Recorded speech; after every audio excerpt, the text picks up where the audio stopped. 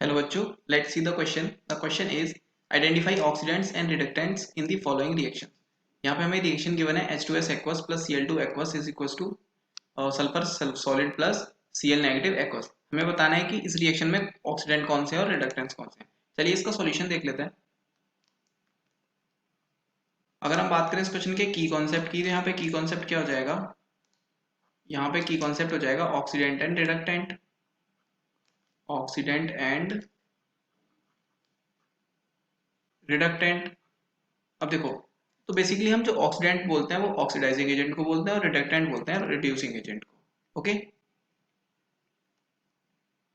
तो देखिए ऑक्सीडेंट क्या हो जाएगा.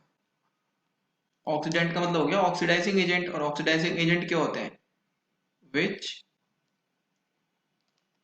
reduces itself which reduces itself and oxidize others and oxidizes others. वो सब्सटेंस जो खुद का रिडक्शन करते हैं और दूसरों को ऑक्सीडाइज करते हैं उनको बोलते हैं हम ऑक्सीडेंट या फिर ऑक्सीडाइजिंग एजेंट. सेकंड होता है हमारे पास में रिडक्टेंट या रिड्यूसिंग एजेंट. इसका क्या मतलब होता है, तो देखो रिडक्शन का मतलब हो गया विच, सॉरी रिडक्टेंट का मतलब हो गया which oxidize itself, which oxidizes itself and reduces others. हम इसको ऐसे याद रख सकते हैं, जो इसका नाम होता है वो दूसरे का प्रोसेस होता है. जैसे ऑक्सीडेंट है तो ये दूसरे को ऑक्सीडाइज करेगा, रिडक्टेंट है तो ये दूसरे को रिड्यूस करेगा. अब देखो हम बात करते हैं ऑक्सीडेशन रिडक्शन की. देखिए ऑक्सीडेशन की प्रोसेस क्या होती है. ऑक्सीडेशन का मतलब होता है increase in oxidation number, increase in oxidation number. और रिडक्शन का क्या मतलब होता है, रिडक्शन का मतलब होता है decrease in oxidation number, decrease in oxidation number. अब देखो इसी के बेस पे हम ऑक्सीडेंट रिडक्टेंट यहाँ पे फाइंड करेंगे.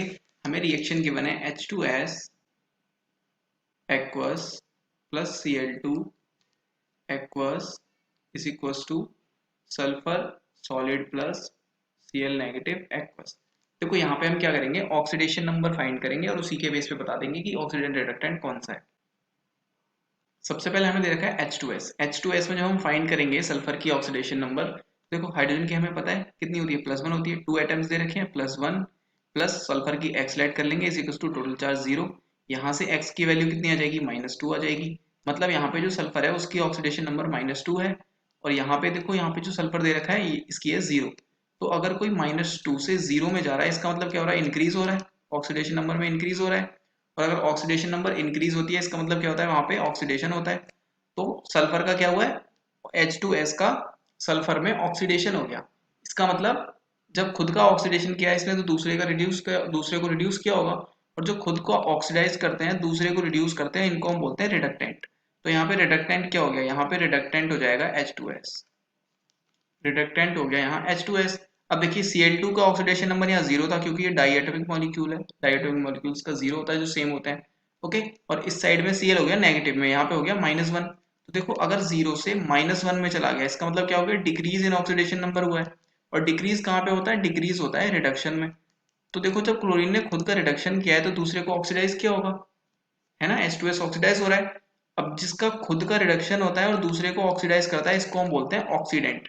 तो यहाँ पे ऑक्सीडेंट क्या हो जाएगा, Cl2 यहाँ पे ऑक्सीडेंट हो जाएगी. Clear. So this is the right answer. I hope you understood well. Best of luck.